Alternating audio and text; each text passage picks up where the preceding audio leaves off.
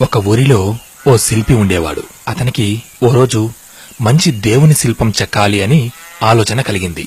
ఇక విగ్రహానికి కావలసిన మంచి ఆకారం కలిగిన రాయిని వెదుకుతూ దగ్గర్లోనే ఉన్న ఒక అడవిలోకి వెళ్ళాడు. అలా నడుస్తూ ఉన్నాడు. మధ్యాహ్నం అయిపోయింది. బగబగా మండుతున్న సూర్యుడి వేడిని అతను తట్టుకోలేని పరిస్థితి. అయినా సరే తన ఆలోచనను మార్చుకోలేదు. శిల కోసం వెదుకుతూనే ఉన్నాడు. ఇంతలోనే ఓహ్, ఈ శిల ఆకారం బాగుంది, దీన్ని చెక్కితే అద్భుతమైన దేవుని ప్రతిమ అవుతుంది అని అనుకుంటూ అవధులు లేని ఆనందంతో ఆ శిల వద్దకు చేరుకుని, ఓ శిల, నీవు నాకు అనుమతిస్తే నిన్ను ఒక అందమైన దేవుని విగ్రహంగా చెక్కుతాను.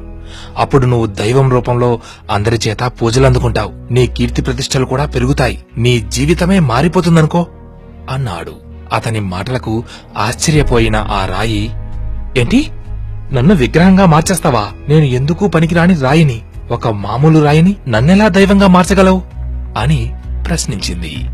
అయ్యో, నా మాట నమ్ము, నిన్ను ఖచ్చితంగా దేవుని ప్రతిమలా మార్చగలను. కాకపోతే అని తన స్వరాన్ని నెమ్మది చేసిన అతనితో, కాకపోతే ఏంటి, ఆగిపోయావు, చెప్పు అంది.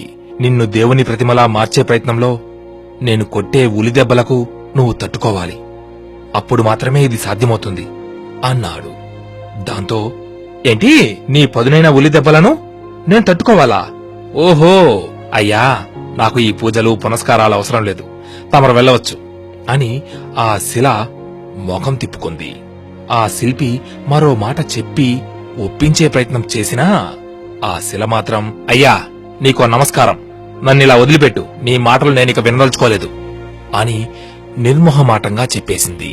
ఇక నిరాశతోనే అక్కడి నుండి ఇంకాస్త ముందుకు వెళ్లిన ఆ శిల్పికి మరొక శిల కనబడింది. ఇంతకుముందు చూసిన శిల కంటే గొప్ప ఆకారం కాదు, కాని పర్వాలేదు అని ఆ శిలకు తన ఉద్దేశాన్ని వివరించాడు.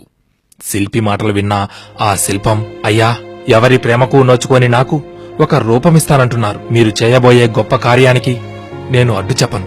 మీ ఉలి దెబ్బలను తట్టుకుని నిలబడే శక్తిని నాకివ్వమని ఆ భగవంతుణ్ణి ప్రార్థిస్తాను అంది. ఇక ఆ మాటలకు సంతోషించిన శిల్పి తన చేతికి పనిపెట్టాడు.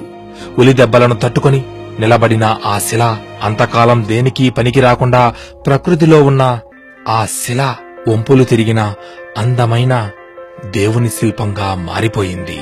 ఇక శిల్పి ఆ శిల్పాన్ని అడవిలోనే అక్కడే ప్రతిష్ఠించి వెళ్లిపోయాడు.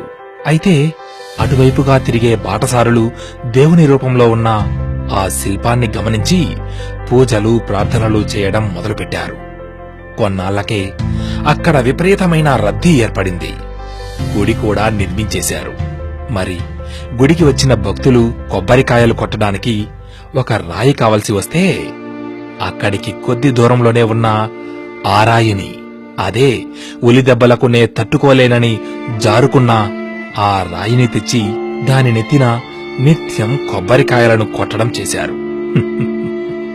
ఉలిదెబ్బలు అనే కష్టాన్ని భరించిన రాయి రోజూ పూజలు అందుకుంటూ ఉంటే అదే దెబ్బలకు కుదరదు అన్న ఆ రాయికి ప్రతిరోజు కొబ్బరికాయల దెబ్బలు తప్పలేదు.